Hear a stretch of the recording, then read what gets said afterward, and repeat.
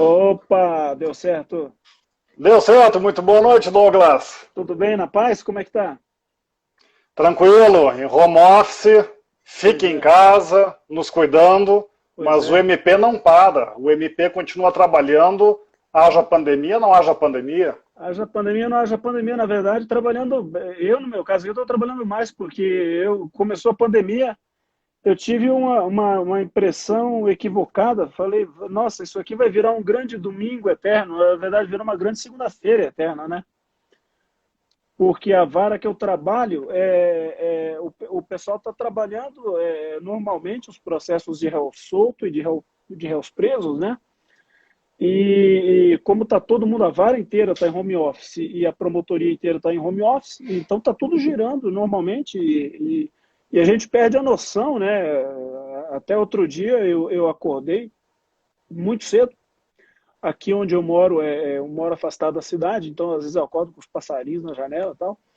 E acordei muito cedo, e aproveitei e falei, bom, vou dar uma olhada na fila de trabalho, comecei a trabalhar e tal, e logo muito cedo tinha umas coisas para ver aí, e eu liguei para o Jorge, que trabalha comigo, comecei a conversar com ele, Jorge, temos que ver isso e tal, não sei o quê, e quando deu umas 8h30, 8h40 por aí, ele me perguntou, ele falou, escuta, mas tu quer mandar isso daqui já, peticionar isso aqui eletronicamente hoje, ou vamos deixar para segunda-feira?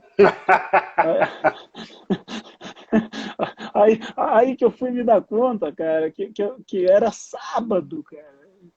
Claro, E o é pior, domingo. Entrou na tua caixa um processo. O que que tu faz? Só tu não vai deixar o processo parado, enfim.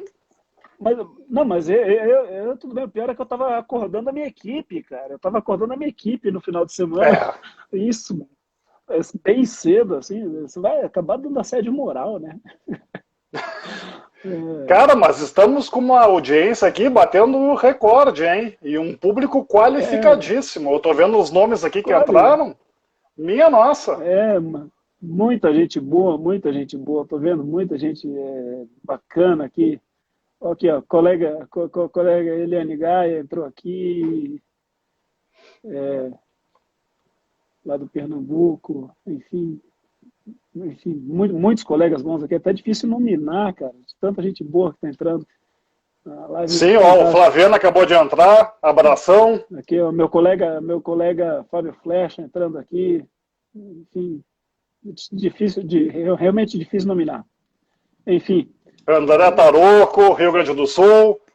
O é, Flaviano de que eu já falei, MP Sergipe. pois é, estamos Excelente. aí. Mas, Douglas, fica à vontade aí, já são 8h05. O Instagram nos derruba com o passar do tempo. Tu controlas o tempo, o show é teu. Eu, na verdade, para controlar tempo em live, eu já te falei, eu sou um verdadeiro desastre, né? Mas, enfim, vamos aí seguir com a nossa sequência preliminar, né? Aquilo que a gente tinha inicialmente planejado. Mas, enfim, eu acho que compensa para nós aí, já que nós estamos, enfim, com dois perfis abertos, né, o meu e o seu, acho que convém a gente fazer aí uma apresentação para os meus amigos que estão presentes aí. Eu gostaria de iniciar e apresentando para os meus amigos aí a tua pessoa, né?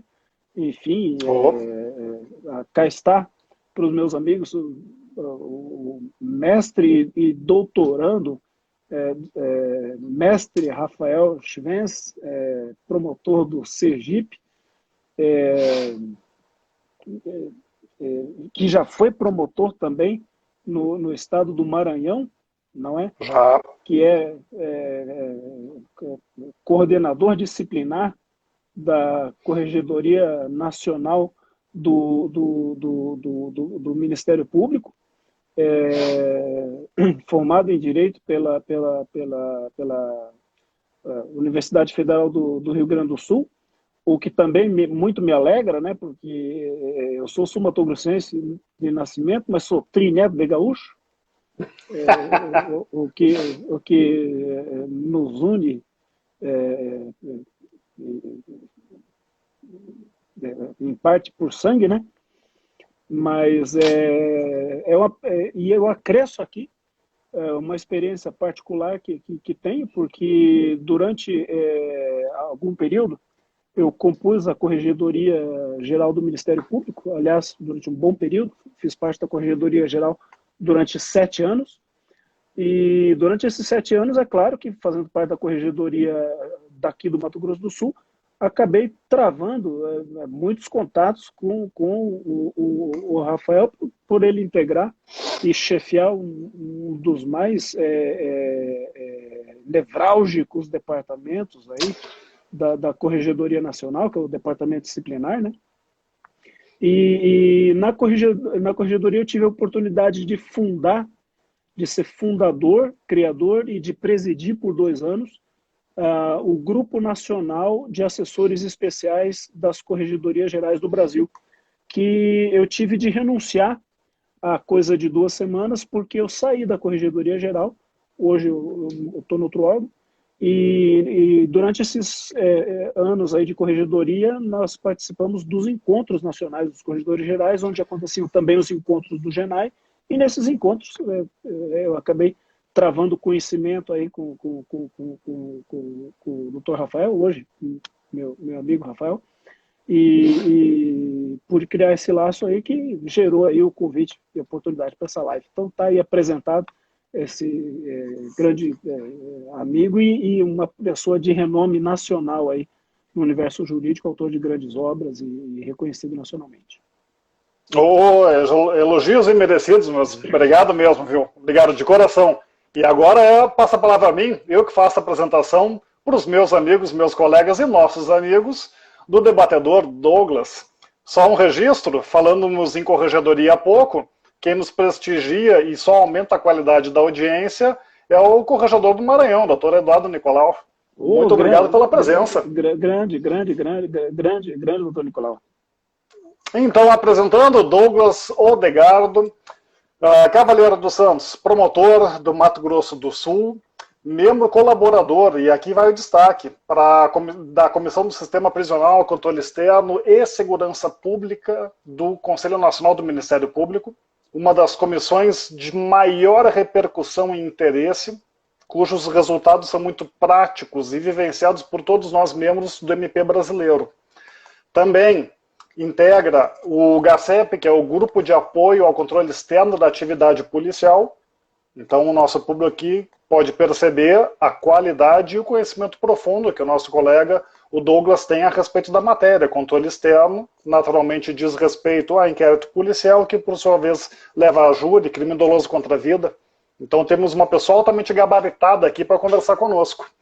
Não bastasse, o lado acadêmico também é forte, especialista em direito penal. Então ninguém melhor para debater um assunto assim com os nossos amigos e colegas aí.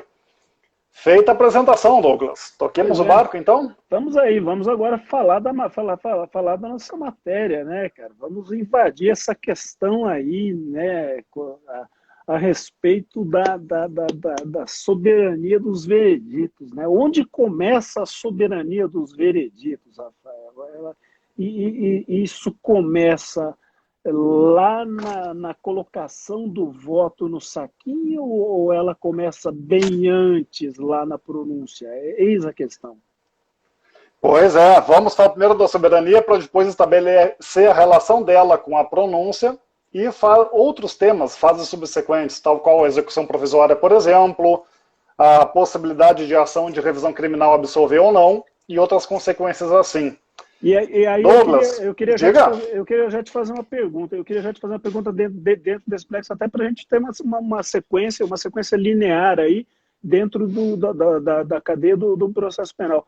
O que tu pensa dentro do plexo da pronúncia? Qual que é a importância que você vê da pronúncia para essa questão da soberania dos veredictos? Eu sei que você tem um pensamento aprofundado a respeito disso. Sim, inclusive foi uma matéria de estudo, o Tribunal do Júri e a execução provisória da pena. Para fazer esse trabalho, essa pesquisa, que foi minha dissertação de mestrado, eu fui a fundo mesmo e é um tema pelo qual me interessei. Gostei mesmo. Então, para falar de Tribunal do Júri, Douglas, é essencial, em primeiro lugar, entender o que é a soberania. Da onde que vem a soberania dos veredictos? Então eu falo rapidinho da soberania para depois falar da pronúncia. Soberania. Soberania é muito mais do que um conceito simplesmente técnico. E qual é o conceito técnico de soberania dos veredictos? Ninguém melhor do que José Frederico Marques disse. É a impossibilidade de juiz técnico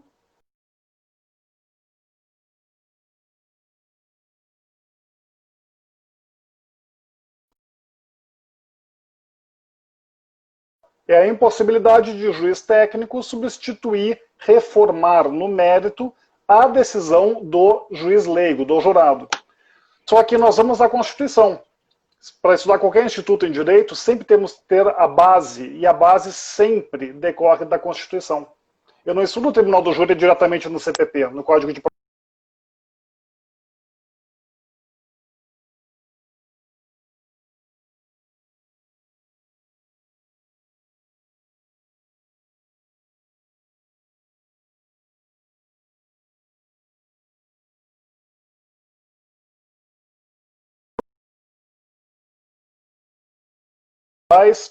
individuais fundamentais. O que ela diz no inciso sobre o Tribunal do Júri? É reconhecida a instituição do júri com a organização que a lei lhe der assegurados. Sigilo, eu só vou ler o pertinente. Sigilo das votações, aqui eu já tenho uma relação entre soberania e votação, que tem que ser sigilosa, e soberania dos veredictos. Exato. Então a soberania, que é fundamento da República, foi repetida a título de direito individual e coletivo fundamental e se relaciona à soberania dos veredictos. Não Sim. bastasse, nós vamos à Constituição, ao artigo 14. Exato. Opa, o artigo 14 é expresso, Douglas. A soberania popular será exercida pelo sufrágio universal e pelo voto direto e secreto, com igual valor a todos.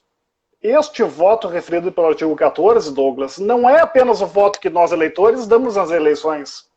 O mesmo voto direto, secreto, com igual valor para todos, é exercício de soberania também no Tribunal do Júri. É um corolário do exercício da democracia. Exato. Isso é que leva a qualificar o Tribunal do Júri como um instrumento de democracia participativa. Em que sentido? É um instrumento que permite a nós, cidadãos, exercer o direito de julgar os nossos pares que são acusados de crimes dolosos contra a vida.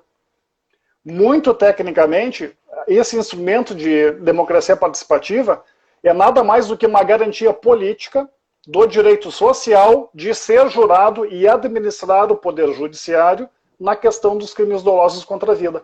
Quem explica isso muito bem, colega de Mato Grosso, Mauro Viveiros.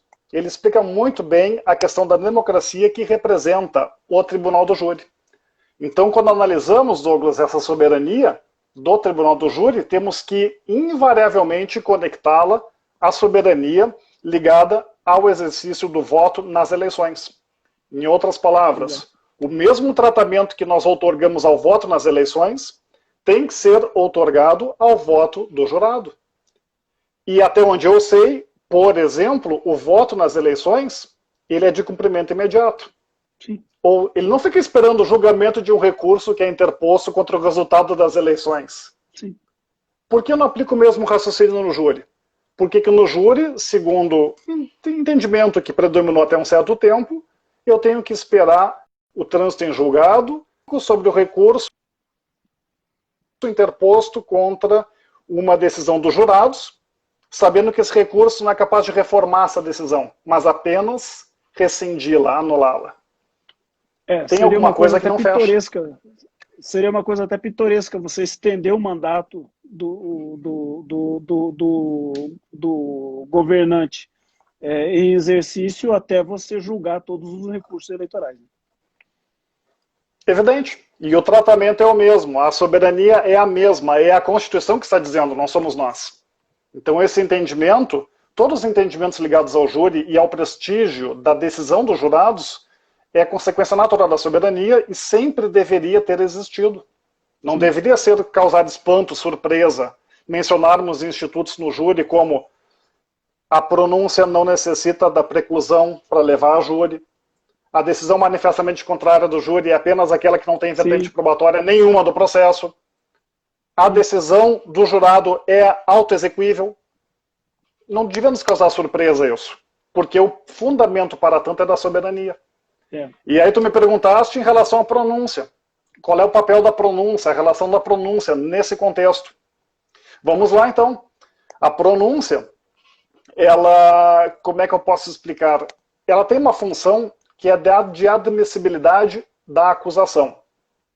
Ela é tal qual a denúncia ela é tal qual ela equivale à decisão do juiz que recebe uma denúncia na justiça comum. Com um plus, porque a pronúncia recebe a denúncia do Ministério Público, e quem diz isso é José Frederico Marques e companhia, não é da minha cabeça, daí que vem a fonte de estudo.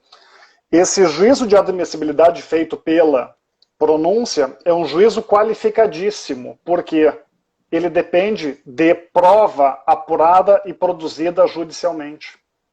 Para receber uma denúncia, o juízo singular se basta em elementos de convicção que são trazidos da investigação administrativa, inquérito policial ou procedimento investigatório criminal. Para pronunciar, não. Para pronunciar, o juiz precisa de prova, a gente vai verificar depois, prova indiciária, produzida em exercício pleno do contraditório e da ampla defesa perante o juiz natural. Com a possibilidade de recursos e de esta pronúncia chegar ao STF. Exato. Então, a pronúncia é um juízo de admissibilidade qualificadíssimo no rito do tribunal do júri em relação à admissibilidade daquela acusação. A pronúncia diz: eu, juiz, percebo que aqui existem indícios de autoria e existe prova de materialidade suficiente para condenar. Daí nós temos a seguinte reflexão. Vamos lá, preclusão. Porque, se é que precisa, a decisão de pronúncia precluir para eu poder inaugurar a segunda fase do júri, que é o juízo da causa, o plenário. Eu preciso da preclusão ou não? O projeto anticrime aqui promovia uma alteração, infelizmente não foi levada a cabo, não votaram nesse sentido. Ela dispensava a preclusão. O que diz o artigo 421 do CPP? Preclusa a decisão de pronúncia, os autos serão encaminhados ao presidente do júri. Esta é a redação do 421 do CPP. Frente a essa redação, que vem de 2008, já tinha jurisprudência, já tinha entendimento doutrinário e jurisprudência que permitia o prosseguimento do processo até imediatamente antes do júri. Eu estava respeitando o 421. Ok, quem sustenta isso? Patielli e Douglas Fischer, no CPP comentado deles. Exatamente. Agora observa, Douglas, olha que curioso. Para esse entendimento que exige a preclusão da pronúncia para fazermos o júri, o plenário. A preclusão só se daria com o exaurimento da instância extraordinária, o julgamento do extraordinário e do especial. Porém, esses recursos não têm efeito suspensivo. Da lei, eles têm apenas efeito devolutivo. Além disso, extraordinário e especial não discutem fato. Discutem apenas matéria de direito. É o sentido, então, de eu permitir que uma pronúncia que é uma decisão eminentemente fática tenha que esgotar o extraordinário e o especial. Não fecha, não casa bem. Diante dessa constatação que o STF há muito tempo, Douglas, encara essa preclusão aí do 421 como o esgotamento da instância ordinária. Ou seja, julgado o recurso em sentido estrito interposto contra a pronúncia, se considera a decisão preclusa para fins do 421. Não é um conceito tradicional que nós entendemos da preclusão. Então, este é o primeiro ponto. Ver se dá para entender o raciocínio, acompanhar o raciocínio, Douglas. Eu tenho uma pronúncia que assegura necessariamente que existe prova da materialidade que aconteceu o crime. Além disso, que existe uma prova indiciária muito forte, uma prova indiciária de que aquele acusado, aquele réu, é o autor do nosso homicídio. Basicamente o que eles estão dizendo é o seguinte: o fato está pronto para ser discutido, mas eles deixam uma condição resolutiva com relação à matéria de direito. O fato está pronto para ser discutido, sabendo que existe chance de condenar. Porque se não houver chance de condenar, a decisão é de impronúncia. Exatamente. É esse delimitador que os colegas precisam entender. Exatamente. A pronúncia, se não houvesse nenhum elemento de prova, seria impronúncia. Então a pronúncia naturalmente garante a existência de uma vertente indiciária, por enquanto, suficiente para condenar. O que acontece? Vamos ao plenário. Se os jurados condenam, aquela vertente probatória foi acolhida. Aquilo que era antes indício, só porque foi apreciado pelo jurado agora no plenário, se torna prova. Tornada prova, lendo, para defesa, contraditório, juiz natural, daí eu tenho uma condenação rígida. Pergunta do milhão agora. A apelação interposta pela defesa, sustentando que essa decisão aí é uma decisão manifestamente contrária à prova dos autos. Ela tem razão de ser? Se lá atrás se assegurou necessariamente a existência de provas? Passa a bola para ti, meu amigo. Nos ajuda aí. Eu tenho uma situação singular, mas que traz um elemento a mais num quadro um pouquinho diferente, com o qual eu trabalho com uma certa cotidianeidade aqui, que é a hipótese da pronúncia sujeita à rese. Deixa eu te mostrar o quadro. É a hipótese da pronúncia que é alvo de recurso em sentido estrito quando o magistrado reconhece a existência de materialidade, de indícios suficientes de autoria, e aqui nos indícios suficientes de autoria nós precisamos fazer a seguinte leitura. Nessa leitura eu concordo inteiramente contigo. Quando o magistrado diz que existem indícios suficientes de autoria, ele está implicitamente dizendo que a acusação é passível de ser acolhida. Portanto, esses indícios são, em tese, suficientes para uma condenação. Ou seja, a acusação o réu é condenável. Ele está dizendo que o réu é condenável.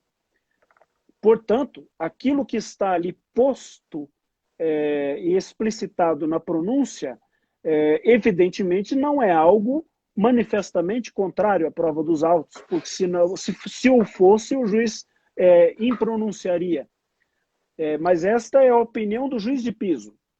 Agora, quando há, contra esta opinião do juiz de piso, um recurso em sentido estrito, esta decisão do juiz de piso é levada à segunda instância. E a segunda instância é instada a se manifestar explicitamente, porque é devolvida essa questão sobre a validade desses indícios de autoria. Essa questão é objeto de devolução ao Tribunal de Justiça por conta do rese. E se o Tribunal de Justiça sustenta na decisão, no acórdão, que os indícios estão presentes, você já tem uma decisão de segunda instância dizendo ou reafirmando que os indícios de autoria estão presentes, ou seja, que o réu ou que a acusação é, sim, no mínimo, viável, ou que o réu é condenável. Seguindo adiante, você realiza o júri e aquela acusação que foi objeto da pronúncia e cuja pronúncia foi sustentada pelo rese, quando ela é acolhida pelo conselho de sentença, eu não vejo forma de você sustentar a partir daí um recurso com fundamento numa decisão, ou com o argumento de que a decisão seja manifestamente contrária à prova dos autos, em primeiro lugar, a turma está preventa e você estaria provocando a mesma turma para reafirmar ou para dizer que aquela acusação que a turma já disse anteriormente que era viável, agora seja manifestamente contrária à prova dos autos ou não, porque ela já disse que a acusação era viável. Como que essa turma agora vai ser compelida a dizer se essa acusação que ela disse que era viável agora é manifestamente contrária à prova dos autos? Você obriga a turma a dizer afirmar, reafirmar que é viável, ou obriga a turma a se contradizer.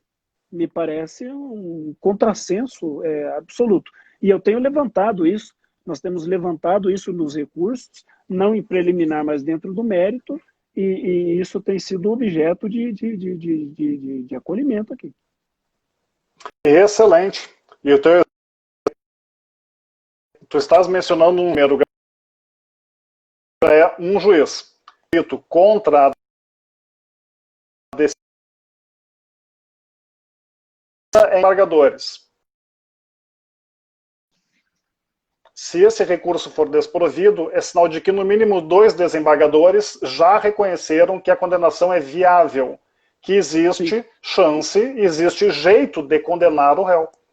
Então, nesse contexto, eu antevejo, Douglas, apenas uma possibilidade para permitir que uma decisão manifestamente condenatória, manifestamente contrária à prova dos autos, ocorra.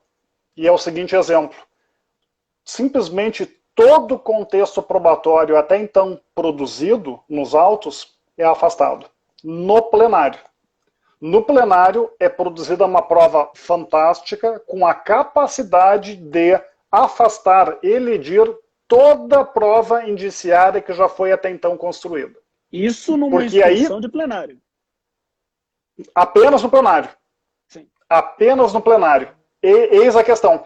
Apenas no plenário que deve ser produzida a prova capaz de afastar por completo toda a prova anterior. Por que eu sustento isso, Douglas? O que é a decisão manifestamente contrária à prova dos autos? Aqui o conceito do STJ e do STF, no ministro Fux, é muito feliz. Em que sentido?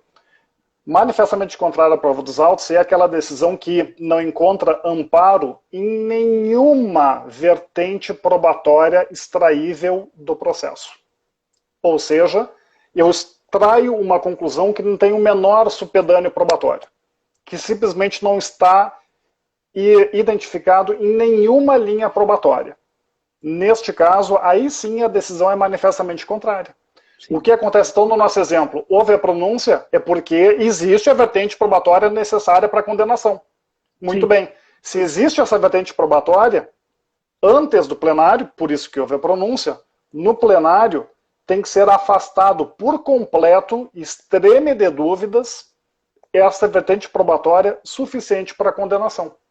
Neste sim. Caso, é o único que eu antevejo a possibilidade de o recurso da defesa sustentando que a condenação é contrária à prova dos autos, sim. Pode ser acolhido. E quando isso acontece, Douglas, nós sabemos, o promotor é o primeiro a pedir absolvição.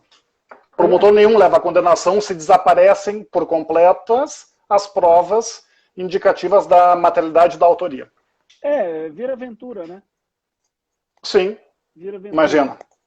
Vira aventura, até porque, pelo que a gente percebe, e aqui eu estou falando até, não é nem com viés de promotor do júri, eu estou falando até com cacuete de corregedoria. O que a gente percebe viajando por aí, pelo menos aqui no estado, eu corri estado 3 vezes, e até por conhecer todas as corregedorias do Brasil, o que a gente percebe é o seguinte: o bem mais valioso para o promotor do júri é a credibilidade com o conselho de sentença. O caminho mais curto para o promotor do júri, para ele perder a credibilidade com o conselho de sentença, é a aventura retórica no plenário. Você ter uma situação inviável em que você queira, enfim, a todo custo, sustentar o insustentável. O maior caminho para você, inclusive, ter autoridade perante o conselho de sentença é você ser exatamente franco, honesto e justo com a causa. Você pedir absolvição naquilo que cabe absolvição, a desclassificação naquilo que cabe a desclassificação, e a condenação de forma firme naquilo que precisa que necessita do pedido de condenação. Inclusive, é isso que a gente orientava, quando estava na corregedoria, para os colegas. Busque sempre aquilo que o processo indica e não tenha acanhamento com relação ao pedido de absolvição ou de desclassificação. Não se preocupe com a opinião alheia, siga o caminho que o processo indica, não busque aventura. Não busca aventura. Por isso que eu concordo contigo. O promotor consciente, ele não vai ter esse ímpeto da aventura. Ele vai ser, se ele for um promotor consciente, ele vai ser o primeiro cara a, não encontrando esse caminho e vendo que o processo não indica a prova, ele vai tirar o pé, até porque ele vai jogar fora toda a credibilidade dele perante aquele conselho, principalmente o promotor que não é promotor de capital, que é de uma sobretudo que é de uma comarca menor, aquele cara que vai ficar ali 2, 3, 5, 7 anos numa comarca menor, que tem uma relação mais íntima com a comunidade, ele vai se desmoralizar por completo. Tanto que a comunidade precisa entender, Douglas, que promotor de justiça, ele promove a justiça, ele não é acusador público. Exatamente. Não é, e há um bom tempo nunca foi obrigado a acusar. Exatamente. Outro dia eu achei um trecho de um júri meu, em que eu costumo não lembrar do que eu falo no júri, mas eu gravo as falas. Outro dia eu achei um recorte de uma fala minha, eu acho que está até no meu perfil, porque no meu perfil eu coloco excertos de júri, meu perfil é um perfil específico de oratória, e cheguei até a postar esse pedaço, em que eu acabava comentando isso, que o promotor público morreu em 88, e ali nasceu o promotor de justiça. Né? Exatamente por conta disso. Muito rapidinho, Douglas, antes de nós partirmos para o próximo assunto, Vinícius colocou nos comentários aí que ele tem dificuldade na apelação quando a pronúncia não é desafiada por rese, por recurso em sentido estrito. A conclusão não é minimamente infirmada por essa questão. Querendo ou não, a pronúncia representa um pensamento e uma decisão não daquele juiz, mas do Poder Judiciário, representado por aquele juiz, e uma manifestação dizendo que aqui existem indícios suficientes para condenar. Aqui existe viabilidade condenatória. É isso que basta para que, no plenário, se esses indícios não forem afastados por completo, a decisão ser rígida e a decisão condenatória nunca ser manifestamente contrária à prova dos autos.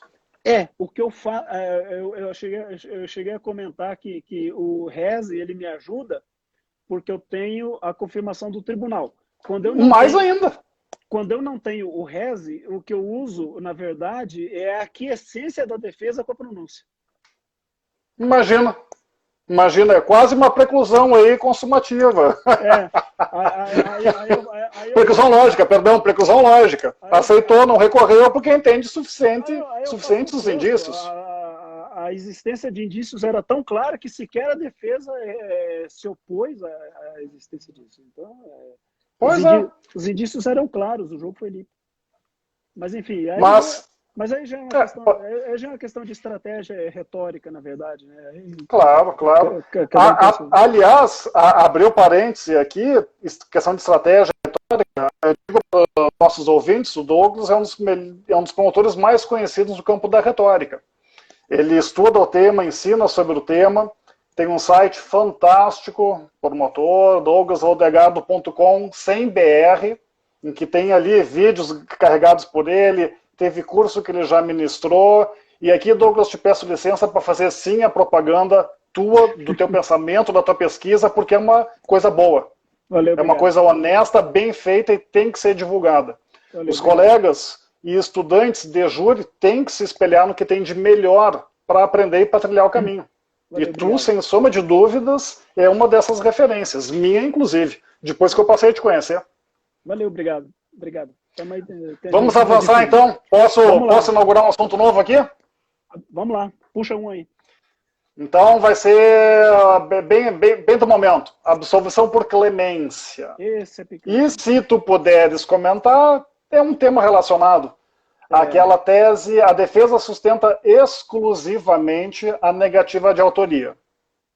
Os jurados reconhecem a autoria, ou seja, respondem sim ao segundo quesito, mas no terceiro quesito da absolvição, respondem sim, absolvem, sabendo que a única tese era de negativa de autoria. Então, sobre esses dois assuntos aí, absolvição por clemência e essa absolvição quando a única tese é negativa de autoria, pode nos falar aí? Eu estou com um recurso em andamento, inclusive, de um júri que eu fiz recentemente sobre isso aí, e estou agora esperando o pronunciamento do tribunal aqui a respeito, porque essa questão ela aconteceu, eu não sei como é que está por aí nos outros lugares, porque essa questão ela ainda está sendo maturada, me parece. Eu não sei se ela já está consolidada em termos nacionais, mas pelo que eu tenho visto, ela está num crescente de maturação, porque ela está num segundo time. Num primeiro time, acontecia isso, e os tribunais anulavam com facilidade. Nós interpunhamos o recurso nessa hipótese, reconhecia a autoria e dava clemência. E nós anulávamos com facilidade ao argumento de que a clemência não havia sido pedida. Os tribunais exigiam o pedido expresso de clemência durante a fala da defesa. Agora, num segundo momento, nós começamos a ver decisões já, algumas, dispensando esse pedido de clemência ao argumento de que o jurado ou de que o júri é soberano para dar a clemência de per si, dar a clemência esponte própria. E essa é uma posição que nos preocupa muito, porque isso seria uma falta completa de limites à soberania, e eu não sei até que ponto que a soberania dos vereditos poderia atingir esse grau de intensidade num julgamento, a ponto de reconhecer a prática de um crime de homicídio e promover um ato de clemência. E essa questão eu acho que ela não é tão jurídica, Rafael. Eu acho que essa é uma questão, na verdade, um pouco política, ela ladeia um pouco para o campo da ética e da moral. É uma discussão que nós teríamos que travar um pouco no campo político, no campo ético e no campo moral. Porque nós estamos discutindo qual é o âmbito, qual é a delimitação do âmbito de alcance do conselho de sentença para poder dar, porque isso, na verdade, consiste efetivamente num perdão do conselho de sentença a um homicida reconhecidamente que acabou de ser conhecido como homicida. Se ele vai a plenário e a única tese dele é de negativa de autoria e o conselho reconhece que foi ele, ou seja, não há nenhuma outra tese, ou seja, se não há nenhuma outra tese, nem de exclusão de ilicitude, e existem qualificadoras, por exemplo, não há nenhuma outra tese de exclusão de qualificadora, e houve o reconhecimento da autoria, você está diante de um homicida qualificado que já foi reconhecido como praticante do homicídio qualificado. E a absolvição, você está, na verdade, tratando de um indulto que está sendo dado ali ad imediato, na lata, no curso do julgamento, e vai ser dado ali na sentença, sabe, para o cara sair do plenário e pegar o ônibus e ir para casa.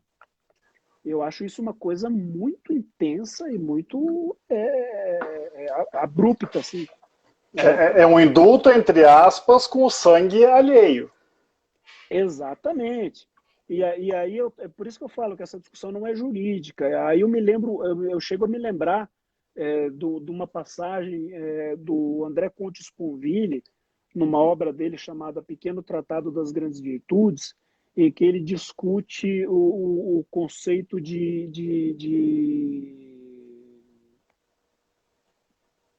cortesia. E ele fala do quanto é fácil você ser cortês, o conceito de generosidade, do quanto é fácil você ser generoso com o alheio. É muito fácil você ser cortês e generoso quando não é contigo. É muito fácil você ser compreensível quando não foi com você. É muito fácil você olhar um assassino e pensar, eu acho que, na verdade, não é o caso de aplicar a pena. Só que, na verdade, o assassino não assassinou você, não assassinou um seu. Você está, na verdade, dando um indulto para um crime que atingiu outra pessoa. E, sobretudo, que atingiu a sociedade. E você, na verdade, está meio que se desvinculando da sociedade. Você não está promovendo defesa social, você não está promovendo nenhum dos vieses conhecidos ou estudados da aplicação da pena, você está levando em consideração. Você está simplesmente praticando ali um ato de generosidade que é íntimo seu. Então, quer me parecer que é uma coisa meio desconecta até do espírito democrático que fundamenta o júri. E, nesse sentido, não me parece ser muito acolhível essa compreensão. Sim, mas aí que eu vou trazer uma reflexão agora, Douglas, que é a seguinte, é uma solução possível para isso aí. Eu acho, com base no estudo, e é o problema, entre aspas, quando nós estudamos e mais a fundo as questões, nós começamos a refletir de forma muito mais sensata.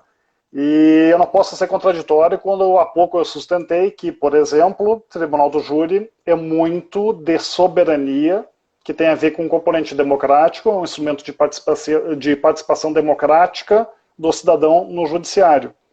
Então eu não posso querer aproveitar esse lado apenas para condenar ao reconhecer indícios suficientes de autoria, sim, mas também não respeitar essa vontade, querendo ou não é uma vontade, do Conselho de Sentença, que ali representa a sociedade, de perdoar, entre aspas, absolver por clemência. Uma solução que a gente pode construir já vem no nosso código, no próprio Código de Processo Penal. O CPP prevê lá no 593, parágrafo 3º ou 4º, que anulada a decisão condenatória por ser manifestamente contrária à prova dos autos, não se admite uma segunda apelação pelo mesmo motivo.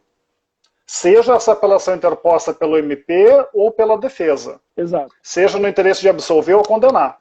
A segunda apelação que sustenta o mesmo motivo, decisão manifestamente contrária à prova dos autos, sequer deveria ser conhecida pela ausência de cabimento pelo CPP. Então, o raciocínio que eu gostaria de construir, de estabelecer é o seguinte: se o ato do jurado, se a decisão do jurado, condenatória ou absolutória, ela, além de ser um ato jurídico, porque é uma decisão, ela é um ato político.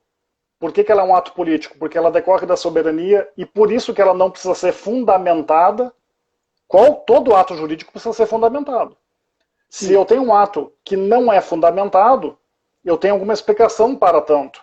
E no caso do júri, é justamente porque a decisão do jurado tem muito forte, muito impregnado esse componente político que decorre da soberania. É a vontade genuína do jurado e eu tenho que respeitar.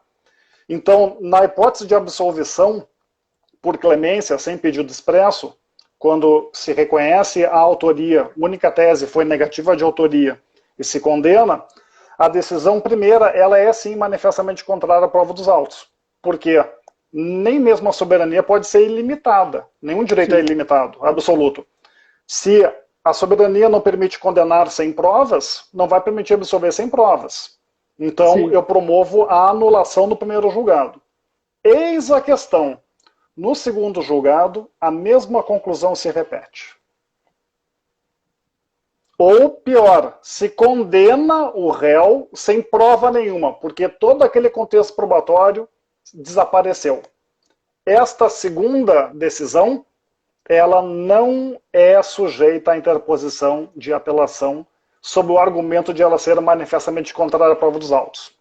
Ou seja, nós temos que engolir, entre aspas, essa segunda decisão. pela reincidência da hipótese recursal. E aqui é o elemento político por excelência do tribunal do júri. É aqui onde o tribunal do júri deixa o jurídico muito menos e passa a ser muito mais político. Porque é da eminência dele, é da natureza dele.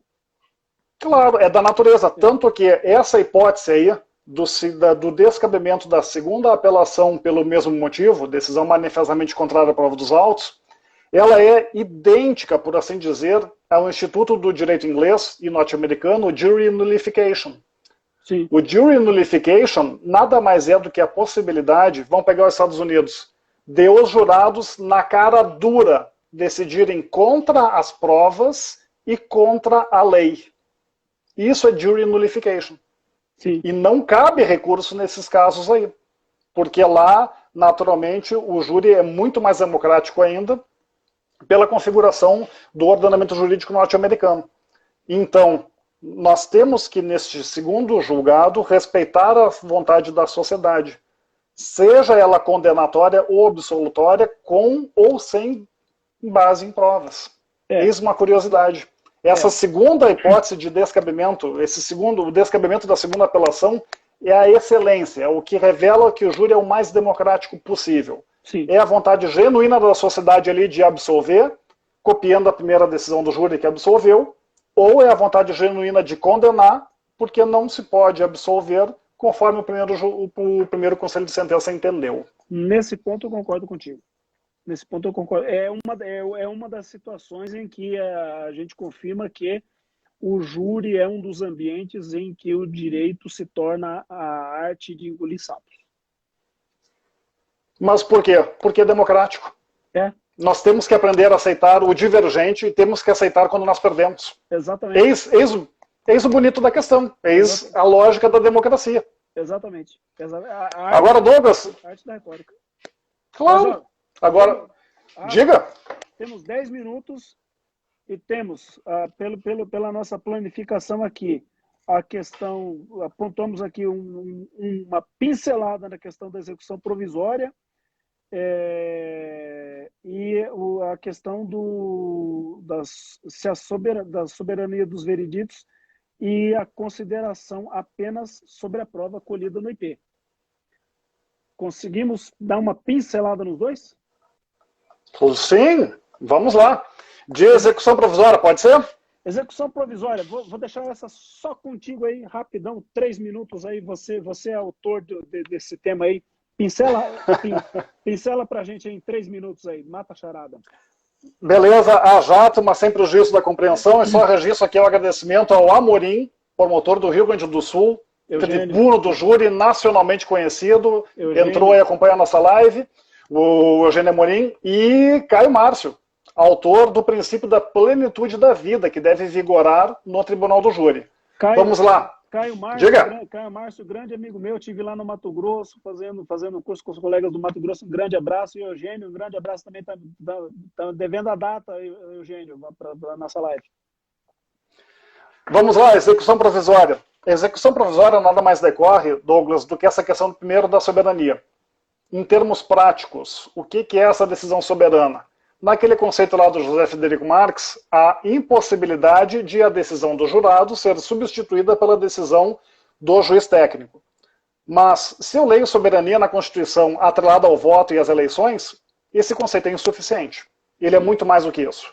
Como é que eu posso chamar uma decisão de soberana se ela depende da boa vontade do Tribunal de Justiça em julgar a apelação que foi interposta contra a decisão condenatória? E mais, vou depender da boa vontade de o STJ um dia, quem sabe, julgar o recurso especial interposto. Mesma pergunta para o STF, julgando o extraordinário interposto contra o especial, que se refere à apelação, que se refere à condenação do júri.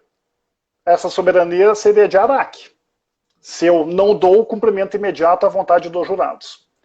O qualificativo, a lei não contém palavras inúteis. A qualidade de soberana, e essa palavra é empregada apenas 8 vezes na Constituição, ela exige um tratamento diferenciado. E soberano, ele é sentido puro da palavra. Lá em 88, quando fizeram a Constituição, soberano é alguma coisa incontestável e tudo que é soberano deve ser cumprido, promovido na hora, sem retardo, sem demora. Daí é um dos principais argumentos da execução provisória da pena no júri, que ela decorre justamente desse caráter democrático e da soberania do júri. A última referência aqui, que falamos sobre o assunto, é o seguinte. A soberania do júri está prevista no artigo 5º. O artigo 5º da Constituição trata de direitos individuais fundamentais pelo título. Mas aquele título ali, todo o artigo 5º, traz também direitos coletivos e sociais, todos sabemos disso.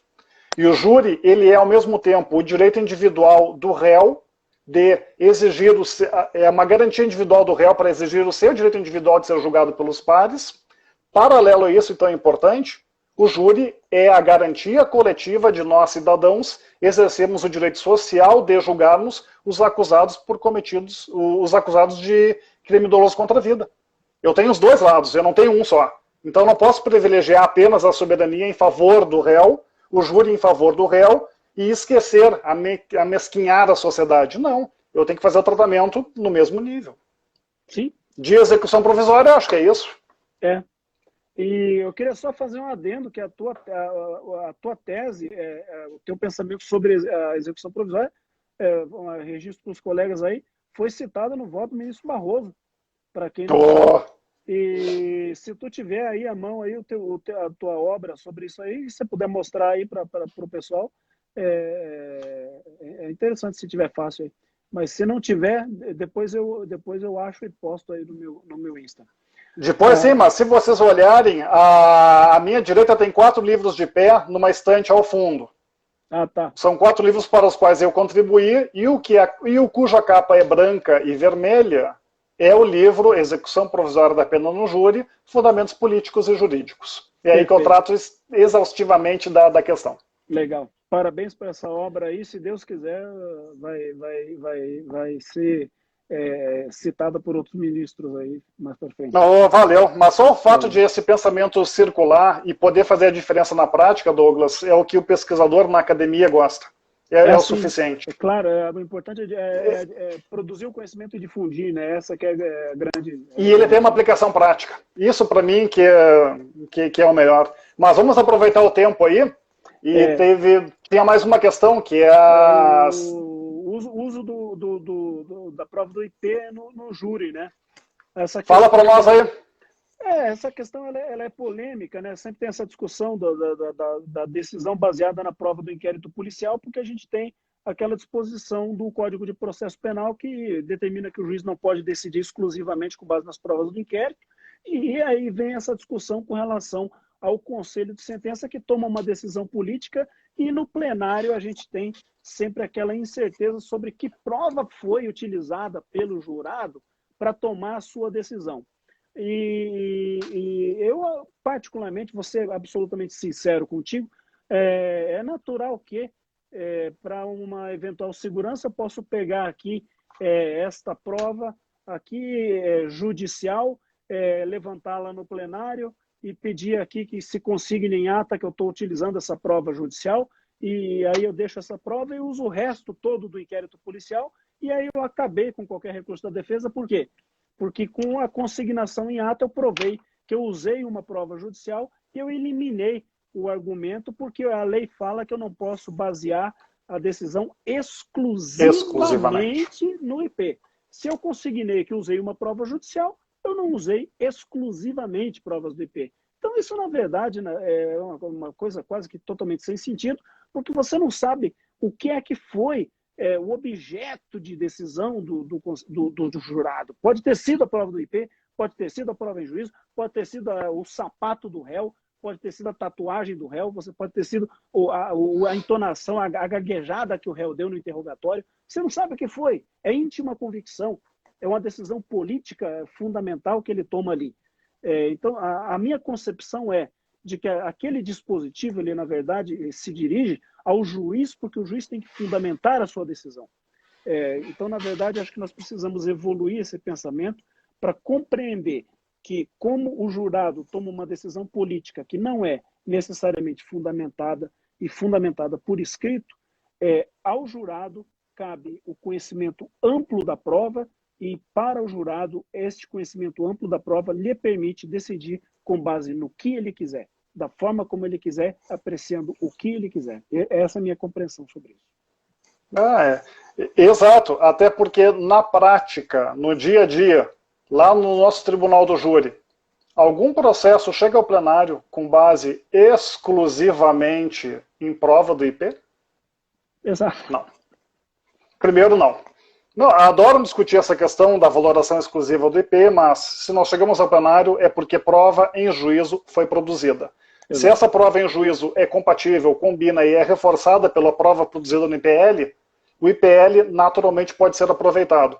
E o contraditório se estende porque são dadas todas as possibilidades de defesa para o réu, tanto na primeira fase do júri quanto na segunda, rebater, contra-atacar aquela prova em relação ao inquérito policial. Exato. Então, Rafa, diga, vamos cair. Vamos cair. Temos aí 1 minuto, ainda não abriu o contagiro, mas temos 1 minuto. A live vai ficar salva para o pessoal que está aí, ela vai ficar salva 24 horas do perfil, mas depois eu vou salvá-la e colocar no canal do YouTube, Douglas Odegaardo, promotor do júri. Mas eu queria te agradecer imensamente o aceite do convite. Foi uma live maravilhosa, quase esgotamos o tema, mas enfim, foi muito intensa, muito rápida, um prazer imenso falar contigo. Teu conhecimento é singular, aprendi demais contigo, acho que podemos oferecer aí um bom debate para os colegas, enfim. Agora apontou, temos 2 minutos, ficamos um pouco mais tranquilos agora, eu achei que tínhamos apenas 30 segundos. Deu para desacelerar um pouco a voz agora. Mas enfim, fiquei muito feliz com esse encontro, você é uma mente singular dentro do nosso Ministério Público, não é à toa que está aí à frente de grandes postos do nosso Ministério Público, servindo ao nosso Ministério Público de uma forma brilhante, pelo que eu, como membro do Ministério Público, acho que posso falar em nome do Ministério Público brasileiro, somos muito gratos a isso, e, enfim, vamos aí no futuro, quiçá, ter outras oportunidades aí para escolher outros temas e ter outros encontros aí tão bons e produtivos aí como esse. E eu te passo aí, por honraria e também por ordem de grandeza, a oportunidade de falar por último e encerrar esse nosso encontro. Estou no papel da defesa agora, eu que falo por último. Arrebentou agora.